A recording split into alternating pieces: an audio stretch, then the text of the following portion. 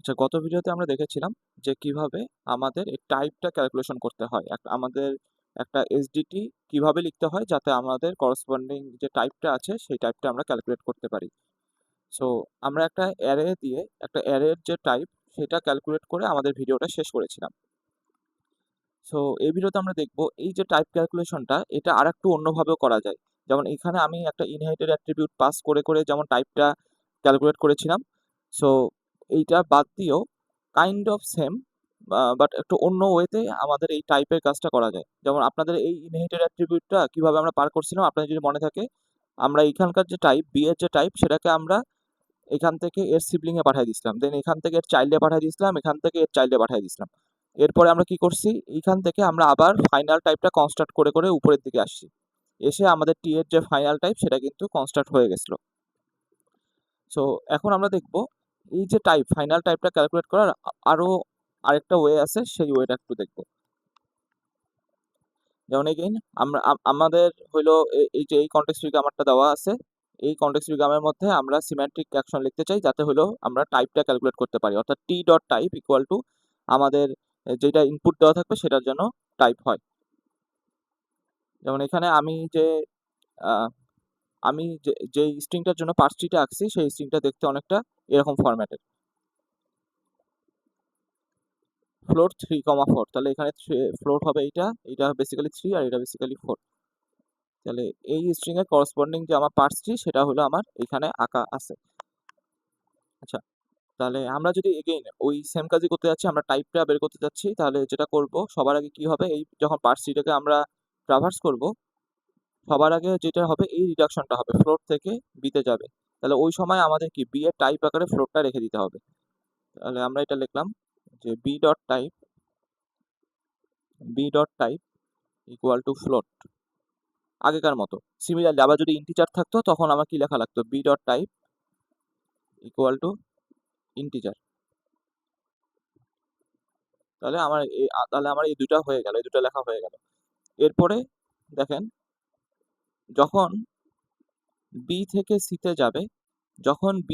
সিতে যাবে তখন আমরা আগেকার রুলে কি করেছিলাম, আগেকার রুলে করেছিলাম হচ্ছে আমাদের এই যে C dot I equal to B dot type, অর্থাৎ সি এর একটা অ্যাট্রিবিউট আকারে বি এর টাইপটা আমরা সেভ করেছিলাম।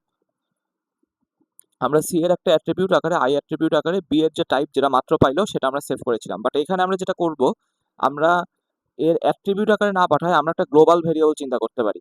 যেমন ধরে নেন যে আমার একটা গ্লোবাল ভেরিয়েবল আছে টি নামের, ওই গ্লোবাল ভেরিয়েবলটার আমরা টাইপ সেট করে দিলাম হচ্ছে বি এর যেটা টাইপ ছিল সেটা, অর্থাৎ T equal to B dot type, এটা আমরা সেট করে দিলাম। তাহলে যেটা হবে দেখেন, এই পরবর্তীতে যখন ট্রাভার্স করে করে নিচে আসবে, নিচে আসে যখন আমাকে টাইপটা ফাইনালাইজ করতে হবে যে ইপসিলন থেকে সি ওয়ানে যাওয়ার সময়, তখন কিন্তু আমরা টিটাকে ইউজ করতে পারি। কারণ কি, টি যে গ্লোবাল ভেরিয়েবলটা আছে সেই গ্লোবাল ভেরিয়েবলের মধ্যে আমার বি ডট টাইপটা স্টোর আছে, তাহলে সেইটা ইউজ করে আমরা কিন্তু এইখানে টাইপটা ফাইনালাইজ করতে পারি। সো আমরা কাইন্ড অফ সেই জিনিসটার দিকেই যাব, মানে এই টেকনিকে। তো যখন আমরা লিখবো তো জিনিসটা ক্লিয়ার হয়ে যাবে যে কি বলতেছি এখানে। তাহলে আমি যেটা বলতেছিলাম, বি থেকে সিতে যাওয়ার সময় আমরা যে সিমেন্টিক রুলটা লিখবো সেটা হচ্ছে যে ওই টাইপটা একটা গ্লোবাল ভেরিয়েবলের মধ্যে সেভ করব। তাহলে আমরা লিখলাম T equal to B dot type. ঠিক আছে, তাহলে এই আগেরটার সাথে ডিফারেন্সটা কি বোঝা গেছে, যে আগে আমরা সি এর একটা অ্যাট্রিবিউট আকারে বি এর টাইপটা পার করতেছিলাম, বাট এবার আমরা সেটা করতেছি না, এবার একটা গ্লোবাল ভেরিয়েবলের মধ্যে বি এর টাইপটা সেভ করে রাখতেছি। তাহলে বিটা পার্স হওয়ার পর আমার এই জিনিসটা এক্সিকিউট হবে। তাহলে যেটা হবে, আমার এই যে গ্লোবাল ভেরিয়েবল টি, এই গ্লোবাল ভেরিয়েবলের মধ্যে এখন আমার কে থাকবে, ফ্লোটটা থাকবে, যেহেতু আমার টাইপটা ছিল ফ্লোট। তাহলে এইখান থেকে এখানে যাওয়ার সময় আমার এই কাজটা হয়েছে। আচ্ছা, এখন আবার কি হবে, এই সি নোটটাকে আবার সে নর্মালি ট্রাভার্স করবে। তাহলে এখান থেকে সেইখানে আসলো, আসার পর দেখেন আমি কিন্তু বলেছিলাম যে আমরা কখন এই টি ইকুয়াল টু ফ্লোট বা এই টি কে আমরা কখন ইউজ করব, আমরা ইউজ করব হলো একদম লাস্টে যখন আমাদের টাইপগুলো ফাইনালাইজ করতে হয়। কারণ আপনাদের মনে আছে হয়তো যে এই ফ্লোটটা বেসিক্যালি লাগবে হলো এর কাছে, এর টাইপটা যদি ফ্লোট হয় তখন এই জিনিসটার টাইপটা কি হবে, এর টাইপটা হবে অ্যারে 4, ফ্লোট। অর্থাৎ দুইটাকে আমরা যখন কম্বাইন করি আমরা কিন্তু এইভাবে জিনিসটা আগাইতাম যে এইটার টাইপ হইতো ফ্লোট, এইটার টাইপ হচ্ছে অ্যারে অফ 4, ফ্লোট।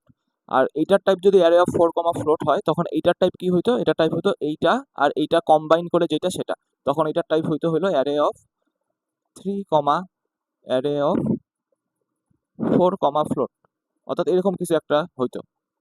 তাহলে দেখেন এখন হইলো আমার তাহলে এই যে নাম থেকে C1 এ যাওয়ার সময় কিন্তু কোনো কিছু করার দরকার নেই, কারণ আমার গ্লোবাল ভেরিয়েবলের মধ্যে তো এই ফ্লোটটা সেভ আছেই। তাহলে যখন আমি যে এইখান থেকে এইখানে ট্রাভার্স করব, শুধু তখন আমার ওই গ্লোবাল ভেরিয়েবলটা ইউজ করলেই হচ্ছে। ঠিক আছে, অর্থাৎ এখন কিন্তু আমার আর অ্যাট্রিবিউট আকারে ওই ফ্লোটটাকে পার করার দরকার নেই, যেহেতু আমি গ্লোবাল ভেরিয়েবল ওটা সেভ করে রেখে দিছি। তো এখন আমরা যেটা করব যে এইখানে যে নাম থেকে C1 এ যাওয়ার সময় আমার কোনো কিছু লেখার দরকার নেই। তাহলে দেখবেন যে এই যে এইখানে নাম থেকে C1 এ যাওয়ার সময় আগে আমরা এখানে সিমেন্টিক অ্যাকশন লিখছিলাম, বাট এবার কোনো কিছু আমরা লিখবো না। ঠিক আছে, কারণ দরকার নাই, তো আমাদের গ্লোবাল ভেরিয়েবল আকারে তো ফ্লোটটা সেভ আছেই।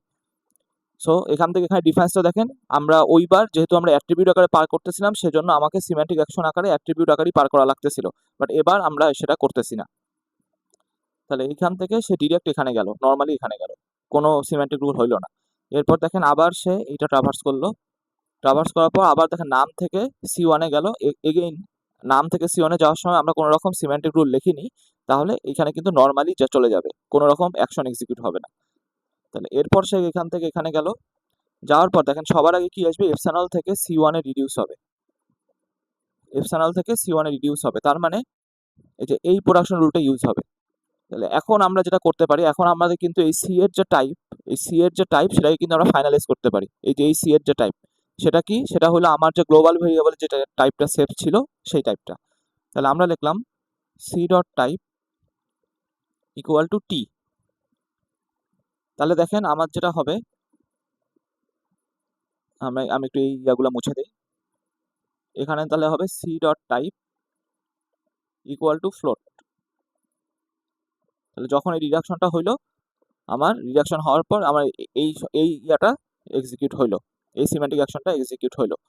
এরপরে দেখেন এরপর কি হবে, সে এইখান থেকে এইখানে যাবে, তখন কি হবে, তখন বেসিক্যালি যে এই পুরো জিনিসটা রিডিউস হবে, নাম C1 রিডিউস হচ্ছে কোথায়, C1 এ, নাম C1টা রিডিউস হচ্ছে C1 এ। তাহলে এইখানেও যে সেম জিনিস, নাম C1টা যখন C1 এ রিডিউস হবে, এই C তে রিডিউস হবে, তখন কি করতে হবে, তখন হলো আমাকে যে এরকম একটা টাইপ বানাইতে হবে যে অ্যারে অফ 4 কমা ফ্লোট। তাহলে আমরা যেটা করব, এই C এর টাইপ হবে অ্যারে অফ নাম ডট ভ্যালু কমা, আর এই যে চাইল্ডের যে টাইপটা ছিল সেটা, তাহলে চাইল্ডের টাইপটা পাইছিলাম হলো C1 ডট টাইপ থেকে। তাহলে চাইল্ডের টাইপটা পাইছিলাম আমরা C1 ডট টাইপ থেকে, এই যে এই C1 ডট টাইপ। তাহলে দেখেন আমাদের এটা রিডিউস হয়ে যখন C1 এ আসলো, তখন কি হবে, তখন এই সিমেন্টিক রুলটা অ্যাপ্লাই হবে, C dot type equal to array নাম ডট ভ্যালু আর C1 ডট টাইপ। তাহলে এখানে যেটা হবে, এই C dot type equal to array of নাম ডট ভ্যালু, মানে এখানে কত 4, আর C1 ডট টাইপ, তাহলে C1 ডট টাইপের ভ্যালু হচ্ছে ফ্লোট। তাহলে আমার এই জিনিসটা এখানে চলে আসলো। তাহলে এইখান থেকে যখন এইখানে গেল, তখন আমার এইটা হইলো। এরপর কি, এরপর এইখান থেকে সে আবার এখানে যাবে, তো এইখান থেকে যখন সে এইখানে যাবে, তখন কি হচ্ছে, এগেইন এই যে নাম C1টা রিডিউস হয়ে আমার সিতে যাচ্ছে, নাম C1টা এটা রিডিউস হয়ে আমার যাচ্ছে হইলো সিতে। তাহলে তখন আমার কি, এই সিমেন্টেড রুলটা আমার আবার অ্যাপ্লাই হবে, মাত্র যেটা লিখলাম। তাহলে এখানে কি বলছে, অ্যারে অফ নাম ডট ভ্যালু আর C1 ডট টাইপ। তাহলে দেখেন এই সি এর যখন আমরা তাহলে টাইপ লিখতেছি, তখন অ্যারে অফ নাম ডট ভ্যালু, এখানে নামটা হচ্ছে 3, তাহলে 3 কমা C1 ডট টাইপ, C1 মানে কি, এটার যে চাইল্ড ছিল সেটার টাইপ, তাহলে সেটার টাইপ কি, সেটার টাইপ ছিল এই পুরো জিনিসটা। তাহলে অ্যারে অফ 4 কমা ফ্লোট।